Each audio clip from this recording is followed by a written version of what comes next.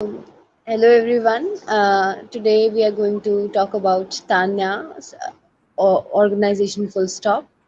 So basically, Tanya is a 12th grade student at Sri Ram College, Malsari, studying economics with maths, and she's looking to pursue business studies in college.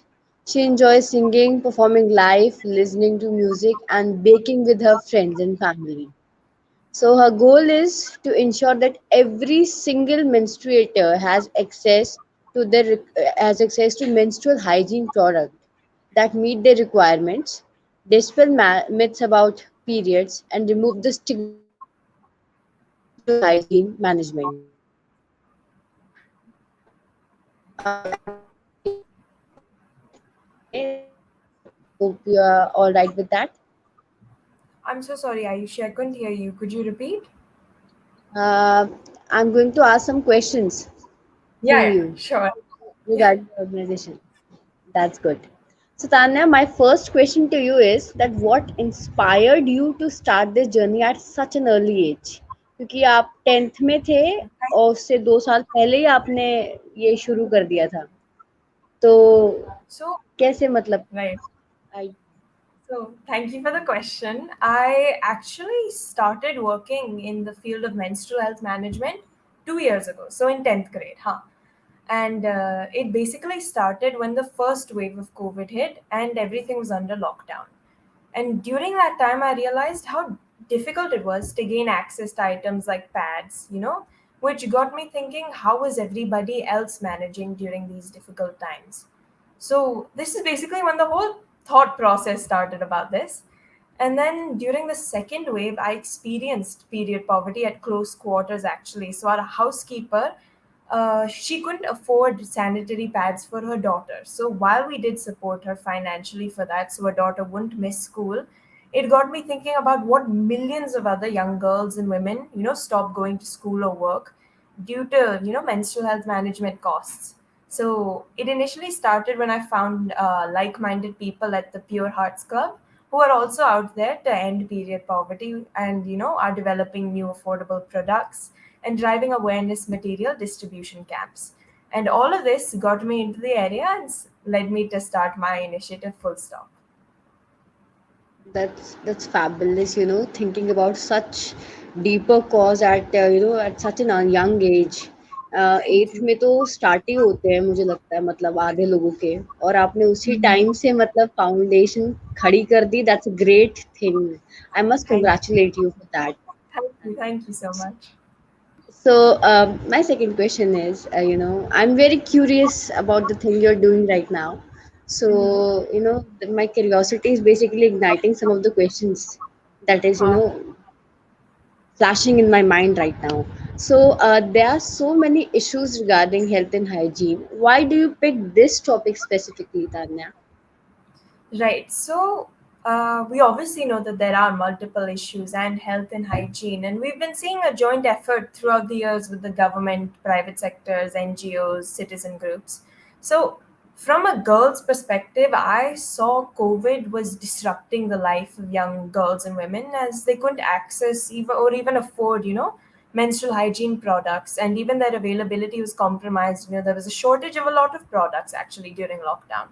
And I actually learned that around 23 million of girls in India drop out of school each year due to lack of menstrual health and menstrual hygiene management.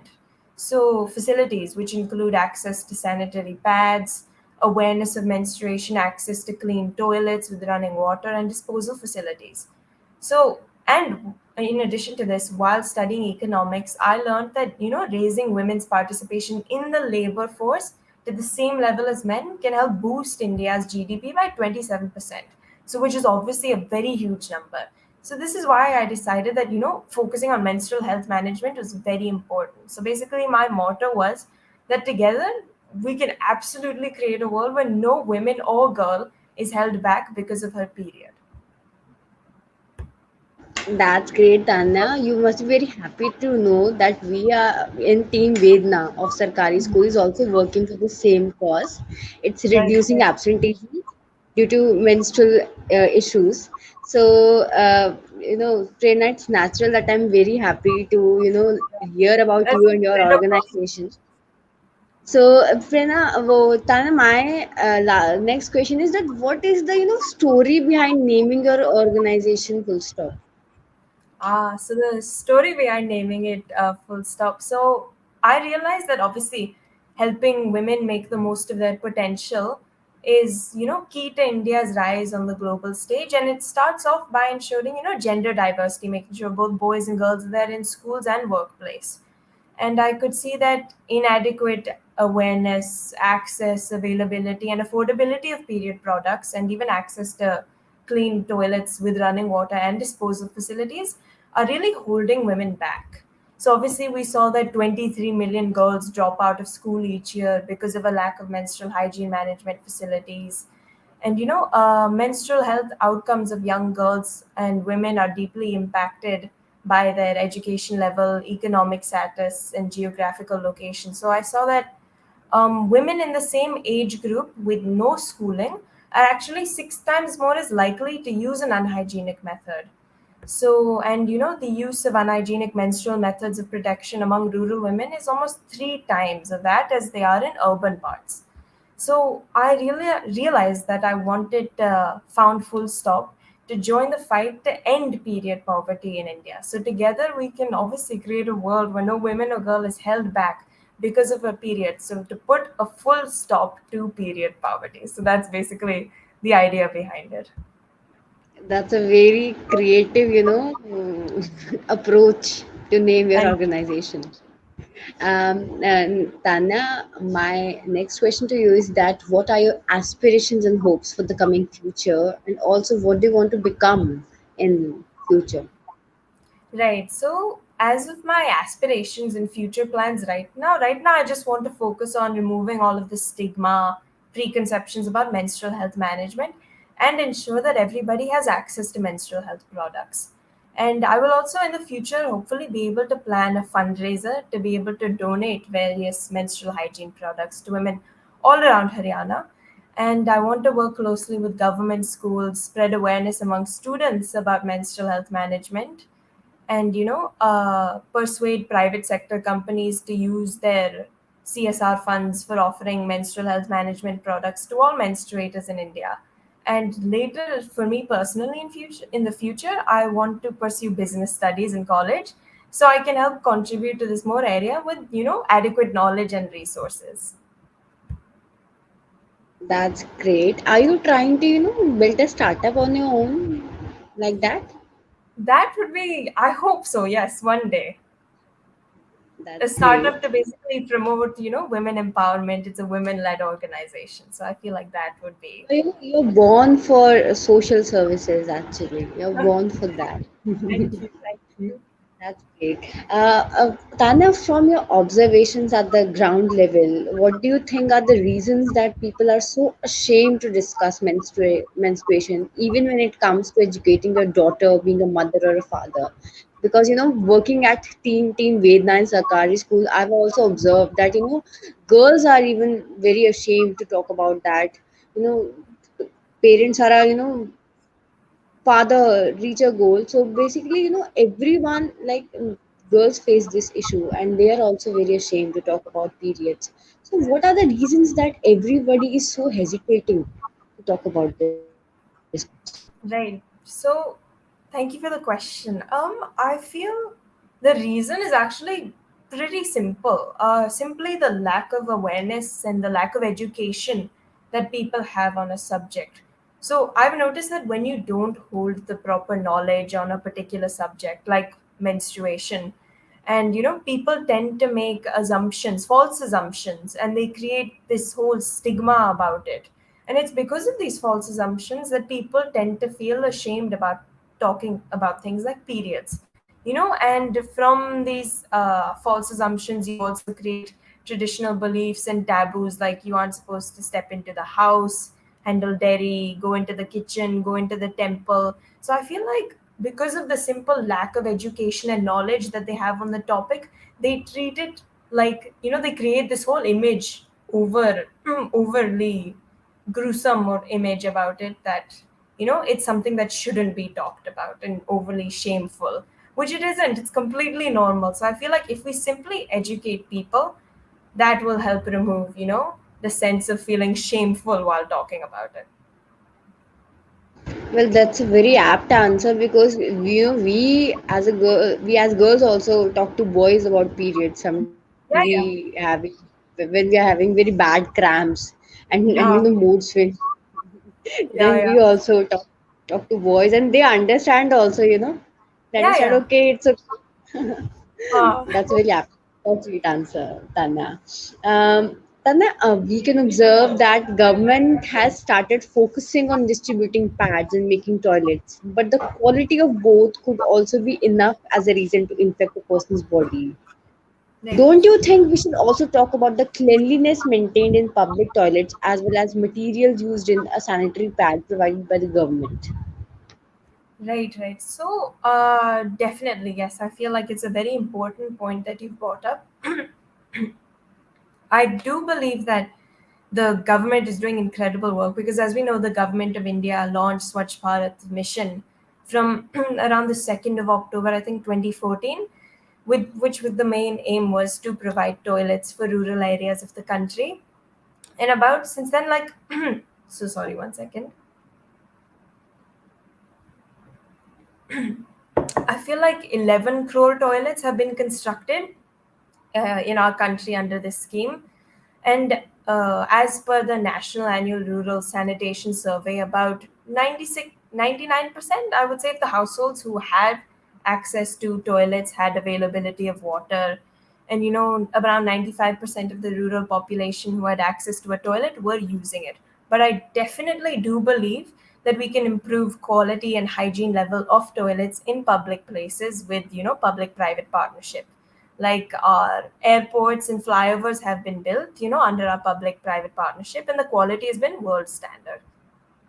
However, I can't really comment on the sanitary pads distributed by the government of India because I haven't really seen one myself or read any reports yet. But if the issue of quality can be solved by inviting leading research and quality organizations of the government, and encouraging the private sector to come forward to make low cost yet high quality menstrual hygiene products, because if India can offer like 1 GB of data per day at 50 paise, I'm sure we can offer good quality menstrual products at affordable prices for all young girls and women in our country. It's honestly just about putting our minds together to solve this problem. So that's how I believe we can, attack this problem. So basically, what do you think people are not switching to, menstrual cups and tampons? Right. Those who are not, who are even educated, those who know about that also. What do you think are the reasons? Because they are more affordable and they are more Yes, cost definitely. effective. So, what do you think could be the reasons? I think, well, despite having the education on it, simply even I had the education on it from a young age. But I think because it's not a very normalized product yet, usually whenever you ask your friends, even in school, you'd say, nah, do you have a pad? Do you have a pad? Nobody goes, do you have a cup? Do you have a tampon? So I feel like if uh, the use of this product was much more regular and normalized, in our day-to-day lives, then I feel like finally people will start making a switch. So that can only happen once we take the initiative ourselves to say, okay, I use a menstrual cup, so should you. I think when your friends start using it, teachers, colleagues, then I feel like you're like, okay, people around me are using it, let me also try. Then I feel like this thought of, just, oh, it's a menstrual cup, I won't use it, somebody else will. But when, that somebody else becomes like the people around you, then I definitely think that the switch will be much more larger. I'm also very scared to use both of it. Yeah. So, so I could completely understand, especially when it comes to my hand. Because, I really want to share my experience after, listening to your answer. So, in your opinion, how could we educate boys of similar age group in which we educate girls, as in the later future, due to stains or mood swings during those days of the month, they could directly or indirectly tease or mock their female counterparts? without knowing the pain and suffering they are going through this process. Right. So, yeah, this is definitely an issue that we should talk about. So, in my opinion, I feel like if we simply educate boys of all groups, would be, simply educating them would be a very good place to start. We should teach them, very openly, very simply what periods are, why they happen, and what girls go through because of them. So, I feel like if we start educating and basically giving this knowledge to them at a young age, the whole concept will start to be much more normalized, and they'll treat it as like a day-to-day topic rather than a taboo topic. So, and I feel like once that happens, they'll understand the concept of periods a lot better. And yeah, as I said, they won't treat it as a taboo topic, but rather something that shouldn't be spoken about. So I feel like instead of mocking them, they will start to find ways in which they can be, supportive, offer any assistance in case any girl needs any help. So yeah, I definitely feel like if we simply just start giving them knowledge at a young age, that should help fix the problem. And that's a great answer. So, Tanya, my experience in this field of educating boys Right. is a very peculiar one. So, through Project Vedana, I was in this government school of my local area, and I just asked for the permission from the principal of that school, and he Right, right. said, "No, boys are not handle boys. You cannot boys handle. They're not handleable. They cannot controllable, and they would mock you instead if you're going to educate them." So it's better so it's better to only educate the girls and do not Huh. focus on the boys, because ultimately they're gonna know about the cause. And Right. boys are not, due to this internet era and technological era, boys are well aware about all these things, just they don't Huh. show. And Right. so you don't have to concern about them. Once they'll reach that maturity, that age of maturity, they Huh. definitely will educate them. And their female classmates are letting me know that girls are like this, and how to manage it, and what are the reasons and the stigmas behind that. And Right. ultimately they're going to know. And we also as teachers could take this responsibility to Hmm. educate them. So if Right. you gonna show up on that stage and speak about periods in front of them, and draw the whole process Right. and Right. tell them in detail, you're gonna mocked very very heavily. So please avoid educating them. Right. So Right. that experience was a very funny one from me for me. So from that onwards, I focused to educate the girls also.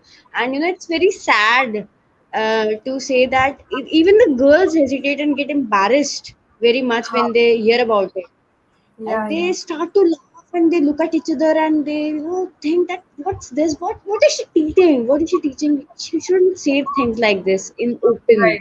And these are the thoughts that came into their mind, and these should not be think thought about your own body. They think that we are corrupted, we are polluted when we are going through this period of Huh. their menstruation. So Right. Right. it's very normal, a very biological process, and everyone should be very much normal. It's just like breathing. Yeah. When Exactly. Huh. it's just as you're going through. It's an adventurous period. You should take this period in a high regard. And I'm Yes. very excited Absolutely. about this course, and I love to interact with you on this topic, Tanya. You're doing a great job. I would say Thank, this, for the whole day. thank you so much. Thank you, Tanya, for working on this topic. Um, so my next question is, how could we normalize the discussion of this stigmatized topic? We can say that the thing I'm talking right now, it's just a follow-up question to that. Right. Right. So definitely, I feel like we can normalize discussion about periods and menstrual health management by, availability of teaching content in schools for both girls and boys. I feel like government campaigns can also, cross multiple media, drive awareness about this topic. And, we can invite private and public companies to contribute for making menstrual health products, available in both rural and urban areas. And I feel like there should also be the safe, we should have the safe disposal of period products by having bins available in washrooms, because I feel like once, we have a safe method of disposal, girls don't feel as ashamed to like hide something like, oh God, what do I do with this? Why is this happening? No, it becomes a pretty normal process. And I feel like definitely we should drive awareness amongst girls and women about hygienic menstrual practices, which is very important. And we should, debunk myths and taboos about women on their periods. Like, uh, women on their periods tend to feel quite ostracized when they're on them. You feel like you're embarrassed, and women are considered to be impure during this part. So I feel like definitely in rural areas, women face a lot of restrictions while on their periods. So I feel like it's very, very important that we should, remove these taboos. And, there are many companies and NGOs that are also doing very well in this area. Like Menstrupedia creates this educational content. And I've also used material available from the Ministry of Health and Family Welfare website in awareness events. So I feel like definitely NGOs are doing their part, but I obviously feel like there is always more that we can do. That's great. And through Project Vedana, we are also, publishing that educating material to educate girls and boys. And don't Right. you agree that we should also, tell mothers, mothers also play their parts to educate both her son and daughter at the same time about periods, Yes, so yes. that at at least the home level they could understand, and Right. they could normalize the process. So, Right. so my next question to you is that why do you think private companies are not yet helping on this issue instead of earning huge profits out of it? Right, right. So I am obviously a student, and on what I have studied in school and to my limited corporate understanding, I've understood that companies have spent about 2% of their profits on, corporate social responsibility, on their CSR activities. So most of their companies have aligned their investments behind 2 to 3 big initiatives. However, when our Prime Minister Narendra Modi and the government asked companies to start spending their CSR money behind Swachh Bharat, companies started helping by building toilets across the country. And similarly, they helped support girls' education behind the program Beti Bachao, Beti Padhao. So, however, I believe that there is very little understanding, amongst companies and corporates about menstrual hygiene management, as it's considered an uneasy discussion. So I definitely feel like more work is needed to support the menstrual hygiene cause. And, different stakeholders have to voice their opinions and, rally behind the cause, which is why I decided to start a petition on change.org, which is to pass a law to get pads for all menstruators in India. So there's really a simple calculation that, so to provide access to 15 pads every month for around 177 million girls in India, the cost is around, I'd say roughly 3,100 crore, around that number. So basically, assuming that the cost of, rupees a pack of 6 pads would cost 6 rupees, with a total profit of the 10 companies in India being around 3.3 lakh, the cost is actually just 0.98% of their combined total profit. And the cost comes down to just 0.5% of their total profit when you include the top 500 companies in India. So it's really just the question of driving awareness, engaging companies, passing a law to get pads for all, so that the private sector companies can also start supporting this cause. Because really, if everybody contributed, it would be it's very actually it's very possible for every single woman in our country to gain access to menstrual hygiene products. I must say you have really digged up the subject through Tanya. The data is completely fabulous, and it's very sad that these private companies have female employees in their companies, and they're not yet focusing on the issues they're facing, at Right, their workplace as well. So I think right, it's high time to right, contribute to the cause. right, right. So Tanya, my last question, not the least, but the last question is how could we as a society could participate and encourage girls to feel proud about their body instead of feeling ashamed? Right. This is definitely, I feel like, the most important part of it all is to make sure, our girls and our women feel proud about their body rather than feeling ashamed. So we all know menstruation is normal. It's completely regular in a healthy adolescent girl's life. Yet I feel like we need a lot of drastic changes to, encourage positive social norms and ultimately enact behavioral change amongst society. So obviously we had Global Menstrual Hygiene Day on yesterday, May 20th, which was led by Wash United, supported by over like more than 800 organizations globally, which basically aim to make girls feel more positive about themselves.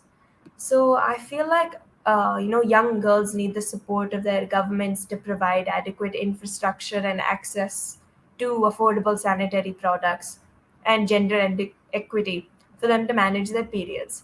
So you've got community leaders, health workers, NGOs, teachers to actually are perfectly positioned to help negate menstrual stigma. And I feel like parents and wider family members also need to be educated about their cultural traditions that they hold and their superstitions, which could unintentionally cause harm to women and girls, and sort of demotivate them and make them feel ashamed about it.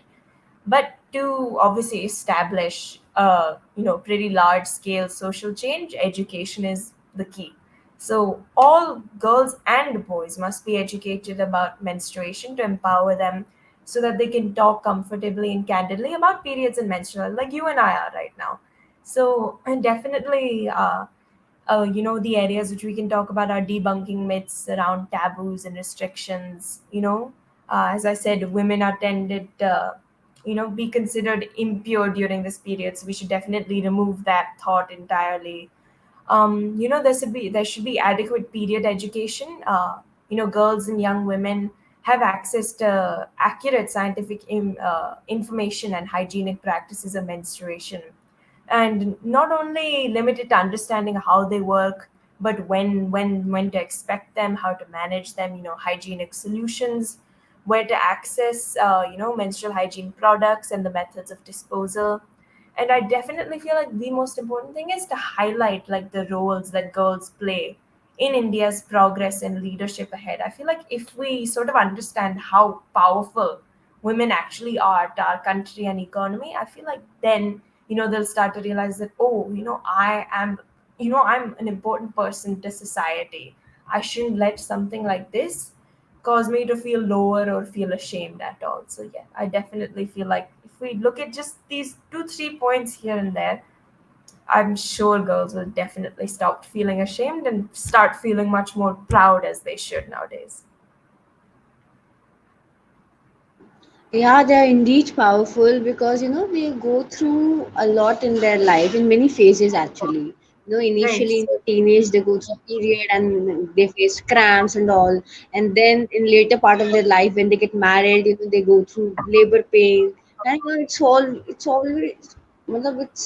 every day is a fight, a war for them actually. So true. So true. Yeah, yes, they should be proud. Like I am proud of you right now. And Thank you so thank you, much. Tanya. Just how did you find this session? Just give I me your found it remarks. I found it incredible. Ayush, you were absolutely incredible as an interviewer. Thank you so much. You made me feel so Thank you, comfortable here. Thank you. Thank you. The Tanya. Actually, conversation was just a my lot of fun. junior. Having the same age group, I found it more comfortable to talk to you, to Right, interact with you because of right, like right. mind. That we are like minded and we talk in a very in that follow that we know each other. That's the Right. reason So that I'm true. so comfortable and I'm basically interacting and communicating with you. Had it be a woman, I would have found it, very maybe I would get nervous talking to you. So it's been a spectacular session with you, Tanya. Thank I am super proud of you and thank I wish you all the best in your future. And I hope thank we could get in touch. definitely, I definitely. I would send you a request on Insta. And Tanya, I'm super proud of you. I'm gonna share it to everybody about your organization, about your cause, and make sure you also, tell us about our initiative, Vedna, Project Yes, Vedna of definitely. Sarkari School. It's been, I am not, comfortable leaving this meeting because I'm having a lot of fun to talk to you. So, Dana, hope we could get in touch later in time. Definitely. And thank you for answering these questions and, making this interview so beautiful and a detailed one. I hope that all those people who are viewing this interview right now could find something useful and something for the cause, at least. Thank you for it. Right. And And thank you, thank you. I like to thank Project Vedna. I like to thank. Tanya, So sorry. no, no, no, you can speak actually. I'm very good at speaking. I shouldn't. I love communicating and interacting. So I would No, not no, no. stop. You can interrupt